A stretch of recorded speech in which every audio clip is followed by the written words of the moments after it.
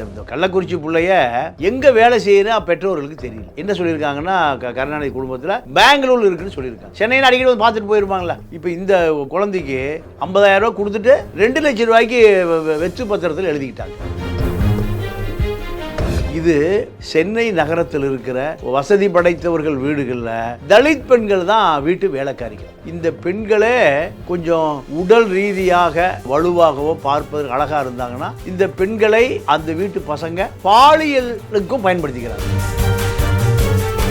சமூக வலைதளத்தில் பல லட்சக்கணக்கான பேர் பார்க்க ஆரம்பித்த பிறகு தான் அவசரமாக எங்கே எஃப்ஐஆர் போடுறீங்க பல்லாவரம் ஸ்டேஷனில் எஃப்ஐஆர் போடும்போது அங்கே ஒரு பஞ்சாயத்து ஆரம்பிச்சிருச்சு, கட்ட பஞ்சாயத்து. கள்ளக்குறிச்சியில் திமுக ஒன்றிய நகரம் எல்லாம் போய் அந்த பாதிக்கப்பட்ட பெண்ணை அந்த தலித் காலையில் இருக்கக்கூடிய தலைவரை கூப்பிட்டு நீ கம்ப்ளைண்ட்லாம் கொடுக்காத, ஒரு 2 லட்ச ரூபா வாங்கிக்கோ. சட்டத்துக்கு புறம்பா கட்ட பஞ்சாயத்து. அது என்ன ஆர்வத்தில் போய் சேர்ந்துருக்குன்னா, உன்னைய வந்து நீட் எழுத வச்சு டாக்டர் ஆக்குறோன்னா டாக்டர்கிட்டே கூட்டிகிட்டு போகல. போகும்போது அடிப்பாங்களாம், வரும்போது அடிப்பாங்களாம். அந்த வீட்டில் இருக்கிற கருணாநிதியுடைய மகன் மருமகன் 2 பேருக்கும் நல்ல மனநோயாளி டாக்டர் கொண்டு காமிக்கும்.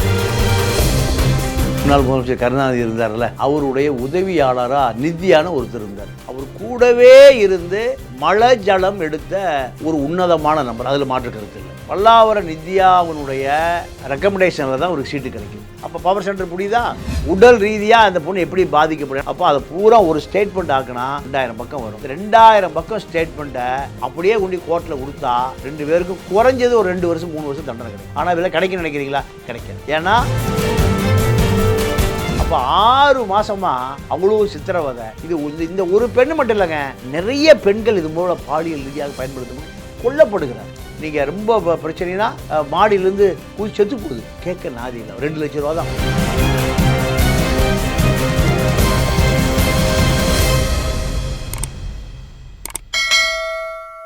சார் வணக்கம். சார் வணக்கம் சார். இன்னைக்கு சமூக வலைதளங்களாக இருக்கட்டும் இல்லை மக்கள் மத்தியிலையும் ரொம்ப பரபரப்பாக பேசுகிறது என்னென்னா, ஒரு 16-17 வயசு ஒரு சிறுமியை வந்து இந்த மாதிரி ஒரு எம்எல்ஏ வீட்டில் இருக்க பையன் வந்து அந்த பையனும் அவங்களோட ஒய்ஃபும் வந்து குடும்பப்படுத்திருக்காங்கன்ற மாதிரி ஒரு செய்தி வந்து போயிட்டு இருக்குல்ல சார். ஸோ அதை பற்றி கொஞ்சம் சொல்லுங்கள் சார். பல்லாவரம் எம்எல்ஏ கருணாநிதியுடைய மகளுடைய வீட்டுக்கு ஒரு வேலைக்கார பெண் வேணும்னு அவங்க ஒரு ஏஜென்சிகிட்ட சொல்லி வைக்கிறாங்க. இது போன்ற ஆட்கள் நிறைய தரகு வேலை பார்க்குறாங்க. இவங்களுக்கு என்னன்னு கேட்டிங்கன்னா, இவங்களுடைய டார்கெட் எங்கேன்னா தர்மபுரி, கிருஷ்ணகிரி, உளுந்தூர்பேட்டை, கள்ளக்குறிச்சி, இது போன்ற தலித் மக்கள் வறுமையில் வாழ்கிறாங்கல்ல, இவர்கள் வீட்டு பெண் குழந்தைகள் தான். இவர்கள் எப்படின்னு கேட்டிங்கன்னா, குறைந்தபட்சம் ஒரு 25,000 ரூபா முழுசாக கொடுத்தா அந்த பெண் குழந்தையை வேலைக்கு அனுப்பிடுவாங்க. ஒரு வருஷத்துக்கு இல்லை, அட்வான்ஸ்டாகவே. ஆமாம். ஆனால் அந்த குழந்தைக்கு 10,000 ரூபா மினிமம் சம்பளம், 10,000 ரூபா வீட்டு வேலைக்கு. அப்போது அவங்க என்ன நினைக்கிறாங்க, ஒரு வருஷம் இருந்துன்னா ஒரு 1.25 லட்ச ரூபா வந்துடும். பணம் வந்து 25,000 50,000. இப்போ இந்த குழந்தைக்கு 50,000 ரூபா அட்வான்ஸ் வாங்கியிருக்காங்க. 50,000 ரூபா கொடுத்துட்டு 2 லட்ச ரூபாய்க்கு வெற்று பத்திரத்தில் எழுதிக்கிட்டாங்க. கருணாநிதி குடும்பம் எழுதிக்கிட்டாங்க. இதை கொண்டு வந்து வேலைக்கு சேர்த்த தரகருக்கு 10,000 ரூபா. அந்த 10,000 ரூபாயும் இப்போ இந்த பெண்ணுடைய பெற்றோருடைய கணக்கில் ஏற்றியாச்சு. இது சென்னை நகரத்தில் இருக்கிற நிறைய வசதி படைத்தவர்கள் வீடுகளில் தலித் பெண்கள் தான் வீட்டு வேலைக்காரிகள். குழந்தையை தூக்குறது, பாத்திரம் கழுவுறது, வீடு சுத்தம் பண்ணுறது, டாய்லெட் சுத்தம் பண்ணுறது, கார் கழுவுறது. இந்த பெண்களே கொஞ்சம் உடல் ரீதியாக நீங்கள் வலுவாகவோ பார்ப்பதற்கு அழகாக இருந்தாங்கன்னா இந்த பெண்களை அந்த வீட்டு பசங்க பாலியலுக்கும் பயன்படுத்திக்கிறாங்க. வீட்டில் அப்பா அம்மா இருக்க போகிறதில்ல, அங்கே வெளியே போயிடுவாங்க. அப்போது அந்த வீட்டில் ஒரு வயதுக்கு வந்த பையன் இருந்தான்னா அந்த பெண்ணுக்கு பாலியல் தொந்தரவும் தாங்காது. இப்போ ஒரு 4-5 வருஷத்துக்கு முன்பு ஒரு பெரிய செய்தி எல்லா பத்திரிகையிலையும் பக்கம் எழுதுனாங்க. என்னென்னு கேட்டிங்கன்னா, இதே போல் தான் இந்த கள்ளக்குறிச்சி, உளுந்தூர்பேட்டையிலேருந்து, திருப்பத்தூர்லேருந்து ஒரு சுங்கத்துறை அதிகாரி ராதாகிருஷ்ணன் பேர், அவர் திராவிட கழகத்துக்கு நெருக்கமானவர். அவர் வீட்டுக்கு ஒரு வேலைக்கார பொண்ணு வேணும்னு சொல்கிறாங்க. ஒரு ஏஜெண்ட் மூலம் 50,000 ரூபா அட்வான்ஸ். இந்த பொண்ணு வேலையை விட்டு போனால் 50,000 கொடுக்கணும். 50,000 வச்சுட்டு போங்குவான். நீங்கள் எவ்வளோக்கு எழுதிக்குவான்? வெத்து பத்திரத்தை கையெழுத்து வாங்கிடுவான். 2 லட்சம் 3 லட்சம் அவன் இஷ்டத்துக்கு எழுதிக்குவான். அந்த பணத்தை கொடுத்தா தான் நீங்கள் அந்த பிள்ளைய அனுப்ப முடியும். இப்போது இந்த கள்ளக்குறிச்சி பிள்ளைய எங்கே வேலை செய்யணும் பெற்றோர்களுக்கு தெரியல. என்ன சொல்லியிருக்காங்கன்னா, கருணாநிதி குடும்பத்தில் பெங்களூர் இருக்குதுன்னு சொல்லியிருக்காங்க. சென்னையில் அடிக்கடி வந்து பார்த்துட்டு போயிருப்பாங்களே. இந்த பொண்ணுங்க வேலைக்கு வந்து ஒரே வாரத்தில் நான் வேலை செய்ய மாட்டேன், என்னை ரொம்ப கொடுமைப்படுத்துகிறாங்க, என்னை தயவுசெய்து கூட்டிகிட்டு போங்கன்னு சொல்லுது. அதுக்கு பின்னாடி அந்த பொண்ணு ஃபோனை பிடிக்கிறாங்க. நீங்கள் இப்போது கருணாநிதி மருமக ஒரு ஆடியோ போட்டு எல்லா பக்கம் ஓடுது. நீ உனக்கு என்ன பணம் வேணுமோ என்கிட்ட கேட்டு நீ வாங்கியிருக்கலாம், எங்கள் குடும்பத்து பேரை மானத்தை கெடுத்துட்ட. எல்லா பக்கம் சமூக வலைதளத்தில் கருணாநிதி மகளும் மருமகன் நாங்கள் வழக்கு பதிவு செஞ்சு நான் தலைமறைவாயிட்டோம் அப்படின்னு அந்த பொண்ணு போடுது. நான் கேட்குறேன், சரிம்மா நீ அந்த பொண்ணை நல்லா வச்சுருந்த, அப்போ உடம்புல எதுக்கு 10 காயம் இருக்குது? தலையில் அப்போது நீ இப்போ சமூக இந்த பத்திரிக்கையில் இதை வந்து என்ன நடந்திருக்குன்னா, இந்த செய்தி வராமல் பண்ணிடுவோம். தினத்தந்தியில் செய்தியே வரல, தினமலரில் செய்தி வருது. தினத்தந்தியில் கருணாநிதி எம்எல்ஏன்னு போடல, ஒருவர் மொட்டையாக போட்டிருக்கான். யார்? தினத்தந்தி. வருஷத்துக்கு 100 கோடி ரூபாய் மக்களுடைய வரி போனால் அரசு விளம்பரமாக வாங்குகிற பத்திரிக்கை. மக்களுடைய தினத்தந்தி என்ன போடுறான்? எம்எல்ஏ பேரே போடல. ஆளுங்கட்சிக்கு விசுவாசம், அவ்வளோ விசுவாசம். அப்போது ஆளுங்கட்சி கலைஞர் டிவியில் செய்தி வராது, சன் டிவியில் செய்தி வராது. பெரிய இது யார் போடுவா? ஜெயா டிவியில் போடுவான். அது 500 பேர் கூட பார்க்க மாட்டான். இந்த சமூக வலைதளம் வந்த பிறகு தான் இது சமூக வலைதளம். இதில் அடுத்து வந்து இப்போ பிரதான எதிர்க்கட்சி தலைவர் யாருன்னு கேட்டிங்கன்னா அண்ணாமலை ட்வீட் போடுறாரு. இப்படி ஒரு செய்தி இருக்கு, பாதிக்கப்பட்டிருக்க அந்த பெண்ணு கேட்க நாதி இல்லை. இதுதான் சமூக வலைதளத்தில் பல லட்சக்கணக்கான பேர் பார்க்க ஆரம்பித்த பிறகு தான் அவசரமாக எங்கே எஃப்ஐஆர் போடுறீங்க? பல்லாவரம் ஸ்டேஷனில் எஃப்ஐஆர் போடும்போது அங்கே ஒரு பஞ்சாயத்து ஆரம்பிச்சிருச்சு, கட்ட பஞ்சாயத்து. கள்ளக்குறிச்சியில் திமுக ஒன்றிய நகரம் எல்லாம் போய் அந்த பாதிக்கப்பட்ட பெண்ணை, அந்த தலித் காலையில் இருக்கக்கூடிய தலைவரை கூப்பிட்டு, நீ கம்ப்ளைண்ட்லாம் கொடுக்காத, ஒரு 2 லட்ச ரூபா வாங்கிக்கோ. சட்டத்துக்கு புறம்பாக கட்ட பஞ்சாயத்தில் என்ன? அதில் ஈரமே இருக்குது. கட்டையில் தான் ஈரம் இருக்குமா? ஈரமுள்ள கட்டையும் இருக்குது. இது ஈரமே இல்லாத கட்ட பஞ்சாயத்து. அப்போது அந்த பெண் 6 மாத காலமாக வீட்டுக்கே போகல. பெற்றோர் அந்த பெண் குழந்தையை பார்க்கல. அது என்ன ஆர்வத்தில் போய் சேர்ந்துருக்குன்னா, அது +2 முடிச்சிருச்சு. உன்னைய வந்து நீட் எழுத வச்சு டாக்டர் ஆக்குறோம், டாக்டர்கிட்டே கூட்டிகிட்டு போகல. டாக்டர் ஆகிற பெண்ணை நீங்கள் அடித்து துவைச்சி போகும்போது அடிப்பாங்களாம், வரும்போது அடிப்பாங்களாம். அப்போது உண்மையாகவே அந்த வீட்டில் இருக்கிற கருணாநிதியுடைய மகன் மருமகன் 2 பேருக்கும் நல்ல மனநோயாளிகிட்ட டாக்டர் கொண்டு காமிக்கணும். ஒரு குழந்தை, அனாதை குழந்தை, அப்பா அம்மா எங்கேயோ இருக்காங்க, அங்கே அந்த குழந்தை அங்கே இருக்குது. அப்பா அம்மா பார்த்தா தான் அந்த குழந்தைக்கு பெற்றோர்கிட்ட தன்னுடைய கஷ்டத்தெல்லாம் சொல்ல முடியும். பார்க்கவே இல்லை. அப்போ அந்த குழந்தைய டெய்லி அடித்து, உனக்கு வேலை செய்யுது அந்த புள்ள, உன்னுடைய வீட்டு வேலை செய்து, பாத்திரம் கழுவுது, சாப்பாடு சமைக்குது. 2 மணிக்கு எங்கேயோ டூர் போயிருக்காங்க, 2 மணிக்கு வரைக்கும் அந்த புள்ள முடிச்சுட்டு இருந்திருக்கு. காலையில் 6 மணிக்கு அவன் கிளம்பும்போது ஏன் சமைக்கலன்னு போட்டு உதச்சிருக்காங்க. அப்போது இது மனித உரிமை மீறலை பற்றி கவலைப்படலை, போலீஸ் ஸ்டேஷனை பற்றி கவலைப்படலை, சட்டத்தை பற்றி கவலைப்படலை, கோர்ட் ஒன்று இருக்குன்னு தெரியல, ஹியூமன் ரைட்ஸு எதை பற்றி கவலை இல்லை. ஏன்னா எம்எல்ஏவாக இருந்தால் போலீஸ் வராது, கோர்ட்டு வராது, யாரும் நீதி கேட்க முடியாது. இப்படி ஒரு பெண் இல்லை, எனக்கு தெரிஞ்சு தமிழ்நாடு முழுக்க நிறைய பெரிய இடங்களில் இது போன்ற பெண்கள் நிறைய மாட்டிட்டு செத்து போகுதுங்க. ஏதோ ஒரு சின்னதாக ஒரு தவறு நடந்துச்சுன்னா அதை வந்து இந்த மீடியாவாக இருக்கட்டும், தொலைக்காட்சியாக இருக்கட்டும், ரொம்ப பெருசாக காட்டுறாங்க, ரொம்ப விரிவிச்சு அதை ஒரு நாள் ஃபுல்லாக பேசுகிறாங்க. இந்த ஒரு பிரச்சனை வந்து சமூகத்துக்கு வந்து ஒரு ரொம்ப பெரிய ஒரு இதுதான். ஏன்னா இது வந்து ஒரு பிளாக் மார்க் தான். அந்த எம்எல்ஏவாக இருக்கட்டும், அந்த கட்சி அமைப்பாக இருக்கட்டும், எல்லாத்துக்குமே ஒரு பிளாக் மார்க். ஆனால் இதை பற்றின எந்த ஒரு மீடியாவாக இருக்கட்டும் எதுலேயுமே வந்து வெளியே வரல. இன்னும் ஒரு சில மக்களுக்கு இதை பற்றின ஒரு முன்னறிவிப்பே தெரியாது. அப்படி இருக்கும்போது இந்த கருணாநிதி அவர்கள் யார் சார்? எதனால வந்து இவருக்கு வந்து இவ்வளோ பவர் இருக்குது? இவரோட பின்னணி என்ன சார் அப்படி பார்க்கும்போது? அதாவது அருமையான கேள்வி கேட்டீங்க. கருணாநிதி, ஒரிஜினல் கருணாநிதி, முன்னாள் முதலமைச்சர் கருணாநிதி இருந்தார்ல, அவருடைய உதவியாளராக நிதியான ஒருத்தர் இருந்தார். 24 மணி நேரமும் கருணாநிதி சுகவீனப்பட்ட பிறகு அவர் கூடவே இருந்து மழை ஜலம் எடுத்த ஒரு உன்னதமான நபர், அதில் மாற்று கருத்து இல்லை. ஒரு 95 வயசு, அவருக்கு கூடவே இருந்தவர் தான் நித்யா. அந்த நித்யா, அதாவது இப்போ கலைஞர் கடைசி காலத்தில் நீங்கள் இயற்கை உபாதைகள் அவருக்கு கட்டுப்பாட்டு இல்லாமையே போயிடும், 1க்கு 2க்கெல்லாம் போயிடும். அப்போ கூடவே சுத்தம் படுத்தி வேட்டியை போய் 24 மணி நேரம் அவர் கண்காணிக்கணும். அவர் தூங்கும்போது தூங்கணும், முழிச்சுக்கும் போது முழிச்சுக்கணும். இப்படி இருந்தாலும் பல்லாவர நித்யாவினுடைய ரெக்கமெண்டேஷனில் தான் ஒரு சீட்டு கிடைக்குது. அப்போ நீங்கள் பல்லாவரத்தில் நித்யாவுடைய அண்ணனுக்கு கல்யாணத்துக்கு நான் பத்திரிக்கையாளர் முறையில் கலந்துக்கிட்டேன், எனக்கு அழைப்பெல்லாம் இல்லை.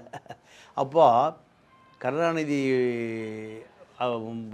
நித்யா கல்யாணத்துக்கு வர முடியல, சொந்த அண்ணன் கல்யாணத்துக்கே வர முடியல. ஏன்னா அப்போ கருணாநிதி ரொம்ப உடல் முடியாமல் இருக்கார், உடம்பு சரியாமல் இருக்கார். அப்போ முதலமைச்சர், அப்போ ஸ்டாலின் பேசுகிறார், இன்றைய முதலமைச்சர் பேசுகிறாரு, நான் எங்கள் அப்பாவுக்கு பணிவிடை செய்வதை விட, எங்கள் அம்மா செய்வதை விட, என் தங்கச்சி தம்பி செய்வதை விட நித்யா 24 மணி நேரம் இருந்து பார்த்துக்கிறான். யாரை? எங்கள் அப்பாவை. அதாவது மேல் நர்ஸ். அப்போது இந்த எங்களுடைய குடும்பம் முழுக்க நித்யா குடும்பத்துக்கு நன்றி கடன் பட்டிருக்கு. அது வந்து அதிமுக ஆட்சியா திமுக ஆட்சியா? இல்லை, அதிமுக ஆட்சி தான். அப்போது கழகமே வந்து நித்யா குடும்பத்துக்கு நன்றி கடன். அந்த நன்றி கடன் தான் கருணாநிதிக்கு லோக்கலில் சீட்டு வாங்கி கொடுக்குறாரு. யார்? கருணாநிதி. அந்த கருணாநிதி இந்த கருணாநிதி சீட்டு கொடுக்குறாரு. அப்போ பவர் சென்டர் புரியுதா? அப்போது யார் எங்களை என்ன பண்ணிட முடியும்? பல்லாவர போலீஸ் எங்களை வந்து பண்ணிட முடியுமா? முதலமைச்சர் உடைய குடும்பமே எங்களுக்கு நன்றி கடன் பட்டிருக்கு, விசுவாசமாக இருக்குது. நித்யா வேற, கருணாநிதி வேற இல்லை. எந்த கருணாநிதி? எம்எல்ஏ கருணாநிதி. இந்த தைரியம்தான் கருணாநிதியுடைய மகனுக்கும் மருமகனுக்கும். யார் கேட்டுருவா? எந்த ஹியூமன் ரைட்ஸ் வந்துருமா? எந்த மகளிர் அணி ஆணையம் வந்துருமா? எதுவும் வர முடியாது. நாங்கள் வச்சதான் சட்டம். இது ஒவ்வொரு ஆளுங்கட்சிக்காரங்க இருக்கிற திமிரு. அதிமுக ஆளுங்கட்சியாச்சும் இதே திமிரு வந்துடும். திமுக ஆளுங்கட்சியான இப்போ பாருங்கள், இப்போ அந்த நான் சொல்கிறேன்னா ஒரு வாரம் ஓடும், புகார் கொடுப்பதற்கே அந்த பொண்ணு வராமல் அங்கேயே பிளாக் பண்ணிடுவாங்க. எஃப்ஐஆருக்கே அவங்க 3 நாள் எடுத்திருக்காங்க. அதே மாதிரி இன்னொரு கேள்வி என்னென்னா, எந்த ஒரு வழக்காக இருக்கட்டும், எந்த ஒரு குற்றமாக இருக்கட்டும், ஏதோ ஒரு தப்பாக இருந்தால் திமுக சார்ந்த பிரமுகர் அனைவருமே ட்விட்டரில் வந்து அவங்களோட பதிவை வந்து போட்டுருவாங்க. ஸோ அதை வந்து கண்டனம் தெரிவிச்சிருவாங்க, எல்லாமே பண்ணிடுவாங்க. ஆனால் இந்த ஒரு குற்றத்தை பற்றி எந்த ஒரு சைடில் இருந்துமே, எந்த ஒரு தரப்பினருமே எந்த ஒரு பதிவுமே வரலையே அப்படின்றது தான் எல்லாரும் மக்களுக்கும் இருக்கும், சோசியல் மீடியாவுக்கு ஒரு கேள்வியாகவே இருக்குது. இதுதான் திமுக. ஏன்னா குற்றம் நடந்த எம்எல்ஏ பேர் என்ன? கருணாநிதி. அப்போ கருணாநிதி எப்படி திமுககாரன் எதிர்த்து விமர்சனம் பண்ணுவான்? சின்ன கருணாநிதியாக இருந்தாலும் சரி, பெரிய கருணாநிதியாக இருந்தாலும் சரி, கருணாநிதி தானே. கருணாநிதிக்கு 3 எழுத்து, திமுக, கருப்பு சேப்பு கொடி. அப்புறம் எப்படி அதை விமர்சனம் பண்ணுவான்? அதிமுக கூட ஒரு எழுத்து. இது 2 பேர் வீடுகள்லேயும் பண்ணையார் ஸ்டைல் தான்.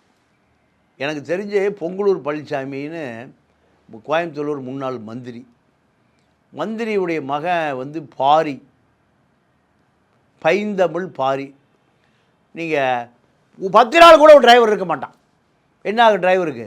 அடி உத தான். என்ன என்ன என்ன தகுதி இவங்களுக்கு? எம்எல்ஏ, மந்திரி.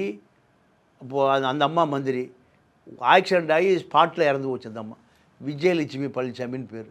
பொங்கலூர் பழனிசாமி மாவட்ட செயலாளர், மந்திரி. மகன் மாநில இளைஞரணி துணை செயலாளர். அவங்க வீட்டில் வேலை பார்க்குற டிரைவரு 10 நாள் கூட வேலை பார்க்க மாட்டான். அடி உத தான். என்ன கேரளாவில் இப்படி அடிக்க முடியுமா? ஓட்டுநரை கேரளாவில் இப்படி அடிச்சிட முடியுமா? 100 டிரைவர் நிற்பான், வந்து நியாயம் கேட்பான், கோர்ட்டுக்கு போவான், சட்டம் பேசுவான். இங்கே திமுக அமைச்சர்னா மீது எல்லாம் வந்து அடிமைகள். ஆனால் எம்எல்ஏ, அதாவது கருணாநிதி எம்எல்ஏ அவர்கள் வந்து ஒரு ட்விட்டர் ஒன்று போட்டிருக்காரு. என்னன்னா, நான் வந்து என் பையன்கிட்ட பேசி ரொம்ப நாள் ஆச்சு, என் பையனுக்கு எந்த ஒரு சம்மந்தமும் கிடையாது, இதுக்கு வந்து சட்டம் வந்து என்ன நடவடிக்கை எடுக்கணுமோ அதை வந்து எடுப்பாங்க அப்படின்ற மாதிரியான ஒரு பதிவை வந்து செய்தியிலையும் ட்விட்டர்லேயே வந்து கொடுத்துருக்காரு சார். இப்போது அது இது எப்படி நீங்கள் பார்க்கணும்னா, நீங்கள் சபரீஷை வந்து ஒரு அறிக்கை விட்டார் ஒரு 6 மாதத்துக்கு முந்தி. என்ன அறிக்கைன்னா, ஜி ஸ்கொயர் பாலா அதில் வந்து சொத்து மதிப்பு 30,000 கோடி ரியல் எஸ்டேட் பண்ணுறாங்க. எங்கே? தமிழ்நாடு, கர்நாடகா, ஆந்திரா. எங்கே பாரு ஜி ஸ்கொயர் இருக்கா? இந்த ஜி ஸ்கொயர் ஓனர் யாருன்னு கேட்டிங்கன்னா ராமஜெயம். திருப்பூரில் ஓட்ட டிவி விற்றுட்டு இருந்தவர். பழைய டிவி, ஃப்ரிட்ஜு, வாஷிங் மிஷின் விற்றுட்டு இருந்தவர். அங்கே கடன் கொடுக்குன்னு தப்பிச்சு ஒடியான்ட்டார். தப்பிச்சு ஒடியாச்சு சென்னையில் தலைமறைவாக இருந்தார். தலைமறைவாக இருந்தவருக்கு இன்றைக்கி என்ன எவ்வளோ அசட்டு? 30,000 கோடி. எவ்வளோ கோடி? வாயே இப்போ வலிக்கும் சொன்னால். 30,000 கோடி இருக்குது. அப்போ எல்லாம் சபரீஷன் பினாமினாங்க. சபரீஷன் சொல்லிட்டார், எனக்கு அதுக்கு சம்மந்தமே இல்லைப்பா, எனக்கு அதுக்கு சம்மந்தமே இல்லை. அது யார் அது? பாலா. அது எனக்கு அதுக்கு சம்மந்தமே இல்லை. எப்படி ஓட்ட டிவி விற்றவனுக்கு எப்படியா 30,000 கோடி பணம் வரும்? ஆளுங்கட்சி பின்னணி இல்லாமல் வருமா? வராது.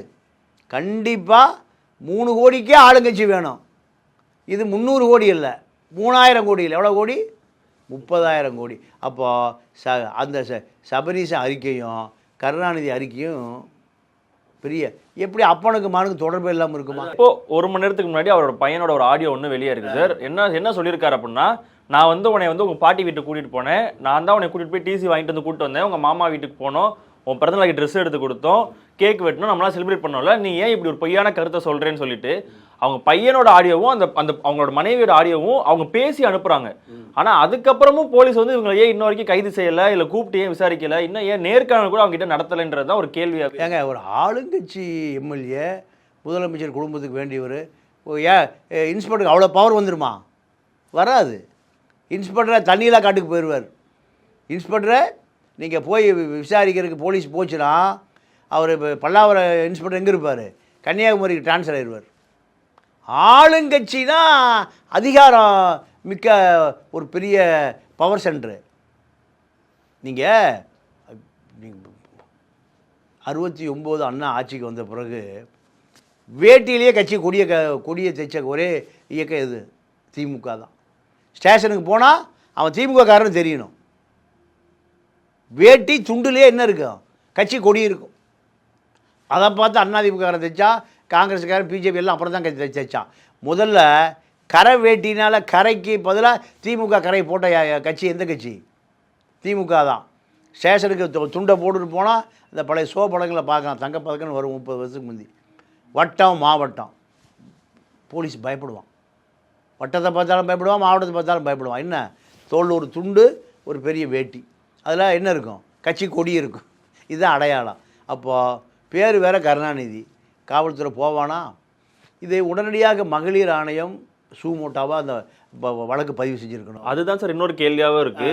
என்னன்னா, ஒரு திரைப்படத்தில் ஏதோ ஒரு தவறான ஒரு பாடலை வந்து வெளியே வரும்போது அதுக்கு வந்து கொடுத்த ஒரு வாய்ஸை வந்து ஏன் மகளிர் அணியும் இதுக்கு வந்து எந்த ஒரு வாய்ஸுமே வெளியே வரல? ஒன்று அருமையான கேள்வி. 2வது, பெண்கள் பாதிக்கப்பட்டால் சிபிஎம் மகளிர் அணி இருக்காங்களே, காலத்தில் டக்குன்னு குச்சிருவாங்க.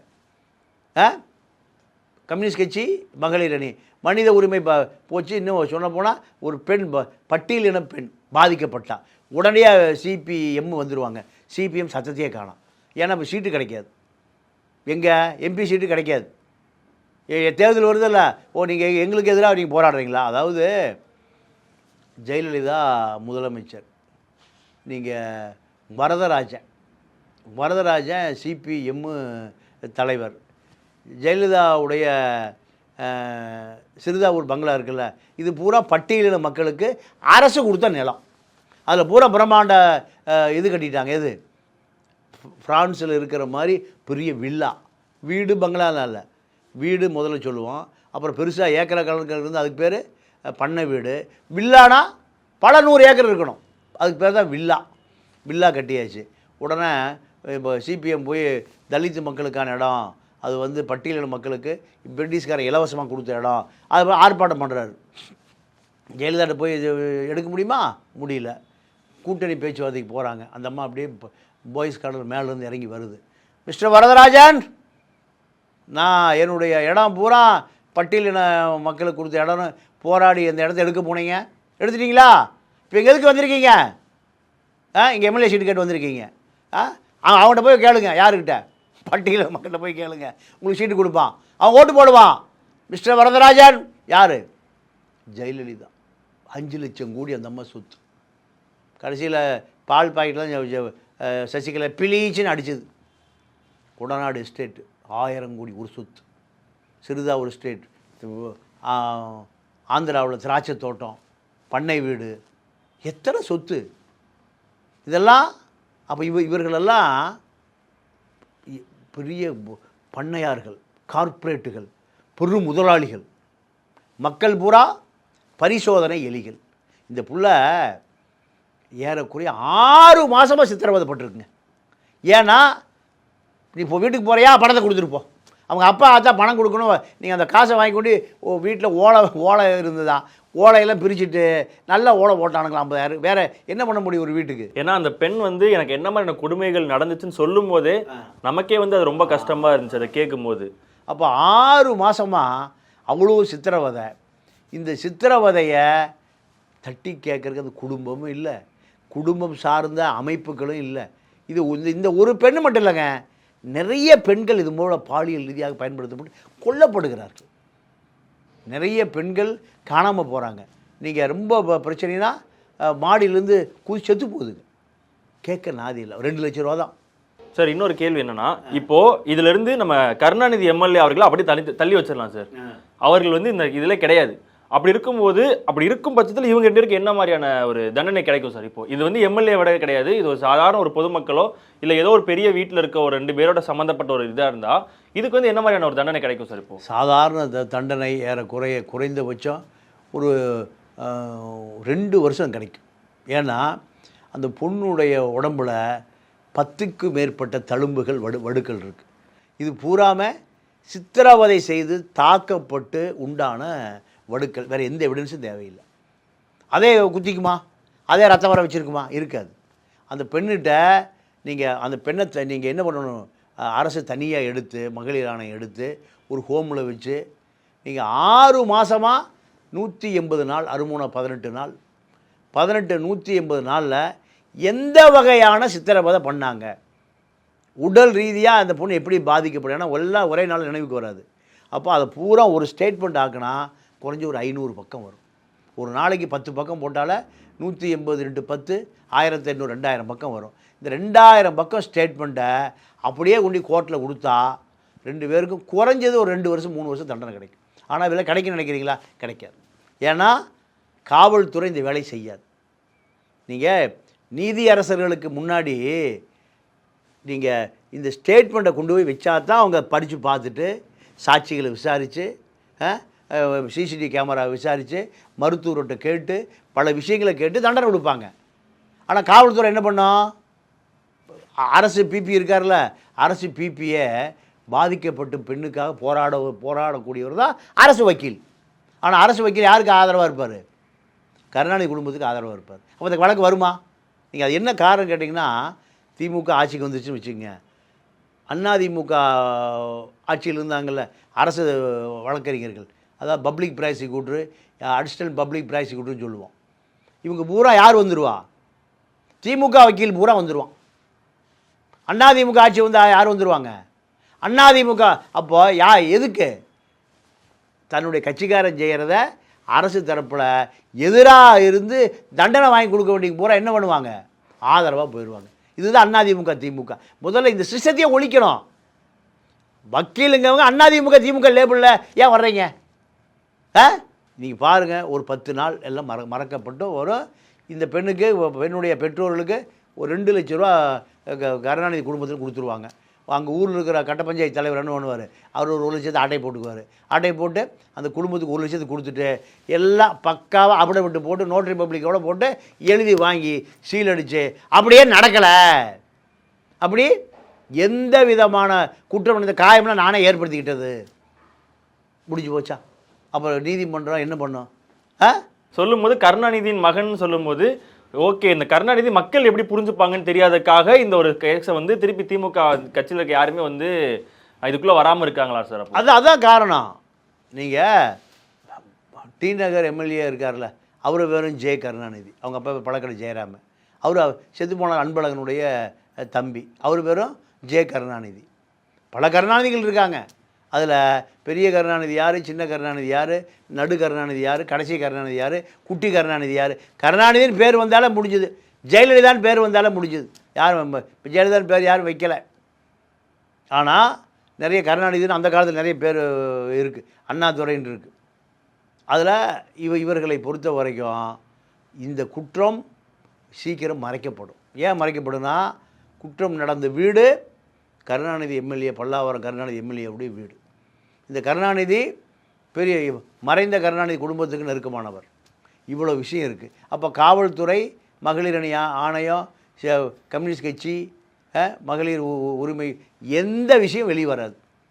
இது இப்போ தான் ஒன்று தெரியுது. பல ஆயிரக்கணக்கான கேஸ் இப்படி இருக்குது. ஓகே சார், நன்றி சார், தேங்க்யூ. நன்றி, வணக்கம்.